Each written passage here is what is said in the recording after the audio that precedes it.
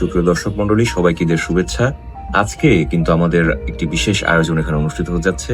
আমাদের সঙ্গে আছেন বিশিষ্ট সাংসারিক এবং ডাক্তার আসিফুর রহমান শৈশব। তার থেকে আমরা আজকে শুনবো দাম্পত্য জীবনের যে বিভিন্ন বিষয়, দাম্পত্য জীবনটা আসলে কেমন, বা দাম্পত্য জীবনে সবকিছু সবসময় স্মুথ যায় কিনা, বা দাম্পত্য কলহ বা এটি কিভাবে ম্যানেজ করতে হয়, দাম্পত্য ম্যানেজমেন্ট বেসিক্যালি, সেটি আমরা আজকে আসিফুর রহমান শৈশবের মুখ থেকে শুনবো। তো দাদা, আপনার কাছে আমাদের সকলেরই প্রশ্ন, যে প্রথম প্রশ্ন যেটি, যে দাম্পত্য জীবনটা আসলে ওভারঅল কেমন, আপনি এটিকে 10-এ কত রেট করবেন? দাম্পত্য জীবন এবং ব্যাচেলর জীবন কোনটি আপনার কাছে বেশি? ব্যাচেলার জীবন এবং দাম্পত্য জীবন, ব্যাচেলার জীবনটা হচ্ছে মানে এর কোনো বাধা ধরা নিয়ম নাই।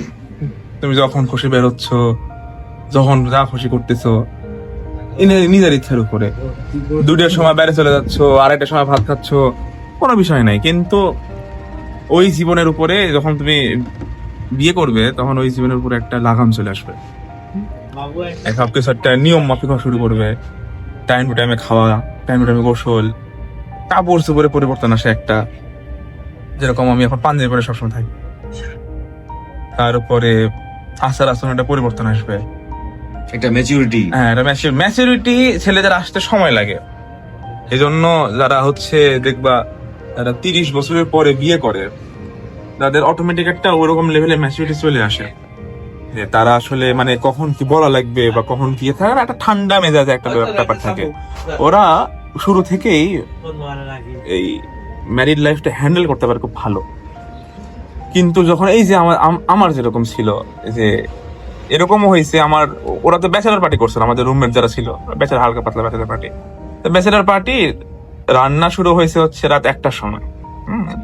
ওরা তখন হচ্ছে চলতেছিল, ওই যে কুরবানির সামনে যে 10 দিন, ওই 10 দিন রোজা চলতেছিল। আমি ভাবলাম কি এত রাতে হচ্ছে রান্না বান্না হয়েছে, খায় দেখ আগে রোজাই রাখি। তো দেখলাম যে রান্না করে বসলো, পাতিল টাতিল নিয়ে সবাই গোল হয়ে বসে, তখন আজান দিচ্ছে ফজরে। তো তার হলো না আর কি। তাই এরকম, যেরকম আমি হচ্ছে একদম এইরকম একটা জীবন থেকে হুট করে যখন একটা শৃঙ্খলাবদ্ধ জীবন আসে, তখন মেজাজ খারাপ হয় আসলে। যখন এরকম নিয়ম কানুন হ্যান ত্যান কেউ একজন এসে বারবার বোঝায় বলে যে এটা করা লাগবে, ওটা করা লাগবে, বিরক্ত লাগে। কিন্তু ওভারঅল হচ্ছে দাম্পত্য জীবনে যে যত সুখ থাকতে পারে ছেলে মানুষ, তার দাম্পত্য জীবন সুখের হয় বেশি, জ্ঞান লাগে কম, কলহ কম। এটি একটি গুরুত্বপূর্ণ ইনসাইট দর্শক আমরা কিন্তু পেয়েছি, যে দাম্পত্য জীবনে ছেলেদের উচিত সবসময় চুপ থাকে এবং বউ যেটি বলে সেটি শোনায়। এটি করলে আসলে দাম্পত্য জীবন কিন্তু সুখের হওয়ার একটা সম্ভাবনা থাকে। এছাড়া দাদা, আমরা আরো যেটি জানতে চাই সেটি হচ্ছে, যখন কোনো কারণবশত, যখন সবসময় আসলে চুপ থাকা সম্ভব হয় না, এবং ছেলে মানুষ বলেন বা মেয়ে মানুষ বলেন পুরোপুরি চুপ কেউ থাকতে পারে না, যখন একটা কলহ সৃষ্টি হয়, অধিকাংশ ক্ষেত্রেই, সব ক্ষেত্রে নয়, অধিকাংশ ক্ষেত্রেই মানে যারা নতুন বিবাহিত তাদের ক্ষেত্রে দেখা যায় যে জামাইকেই রাগ ভাঙানোর বা এই কলহটা মেটানোর একটা দায়িত্ব নিতে হয়। এক্ষেত্রে আসলে অ্যাপ্রোচটা কেমন হওয়া উচিত বলে আপনি মনে করেন? প্রথম বিষয় হচ্ছে, রাগ যখন হয় তখন আসলে ছেলে মানুষ করে কি, লজিক্যাল কথাবার্তা বলা শুরু করে বন্ধু সার্কেল থেকে। না, একটা গ্যাঞ্জাম লাগছে, তুই কি জন্য করলো এটা, তোর কি জন্য করা লাগবে এটা, কে গেল, এই যে লজিক্যাল কথাবার্তা, বা এটা করলে এরকম হলে তো এরকম হতে পারতো, তুই তুই কি জন্য করিসনি। এখান থেকে এই যে লজিক্যাল একটা অভ্যাস, মেয়েরা যখন এই ঝগড়া করে, দাম্পত্য হলো শুরু হয়, তখন এই প্রথম ছেলেরা লজিক্যাল অত্যাচার শুরু করে, আর এরাই তখন আরো বেশি গ্যাঞ্জাম লাগে। হ্যাঁ, তখন হচ্ছে বেস্ট অপশন যেটা আমি মনে করি, গ্যাঞ্জাম লাগলে বাড়িতে বেরো, চলে দাও, আধা ঘন্টার জন্য আবার চলে আসো, তাহলে বলে সব ঠান্ডা, না আস্তে ধীরে স্বাভাবিক কবি কি জন্য বেড়ে গেছে সিংহ জঙ্গল থেকে পলায় না নিয়ে, তারপর আস্তে ধীরে ধরো। আরেকটা হচ্ছে কি, ধরো যে এই খেপে গেছে, তখন ধরো যদি একটু প্রেম বিরোধের করার চেষ্টা করো, আর একটু আগুনের মধ্যে ঘিরালা, কিন্তু ঘিয়ে কাজ পায় মাঝে মাঝে নিয়ে, তোমার মধ্যে ভালো, তোমার একটু বাইরে যাই, ভিতরে আসে, তখন একটা পয়সা পাতে খরচ হয়। কিন্তু মানে থাকে না, 12 ঘন্টার যদি শুধু 1 ঘন্টা শেষ হয়ে যায়, গেল টাকা। ছিল আমাদের দর্শকদের জন্য, যে সেটি হচ্ছে খাওয়া দাওয়ার বিষয়টি। আপনি একটু আগেই বললেন খাওয়া দাওয়া একটা শৃঙ্খলা আসে, তো এক্ষেত্রে আসলে খাওয়া দাওয়ার ক্ষেত্রে তো দুজনের দুই রকম প্রেফারেন্স থাকতে পারে। ধরা যাক আপনি মাছ খেতে বেশি পছন্দ করেন বা সে মাংস খেতে বেশি পছন্দ করে, ভাইস ভার্সা। এই বিষয়গুলো আসলে কিভাবে, ধরেন আপনার কোনো একটা পছন্দের খাবার আপনার এই মুহূর্তে খেতে ইচ্ছা হচ্ছে বাট সেটি রান্না হয়নি, তো আপনি তখন কি আসলে কি করেন আসলে? বা খাওয়া দাওয়া মানে জীবনযাত্রার খাওয়া দাওয়া একটা গুরুত্বপূর্ণ অংশ। যদি কখনো খাইতে দেরি, হ্যাঁ হ্যাঁ আমি বুঝতে পারছি। এখানে হচ্ছে ট্রিক্স এর বিষয় আছে। সেটা হচ্ছে ধরো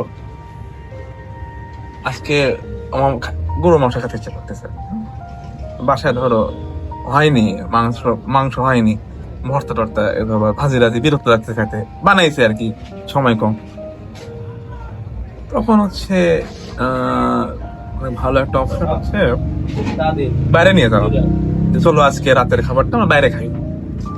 বাইরে খাবে, কোথায় খাবে? ধরো একটা ভালো একটা রেস্টুরেন্ট, ঠিক আছে, কথা দামি একটা রেস্টুরেন্টে গেল।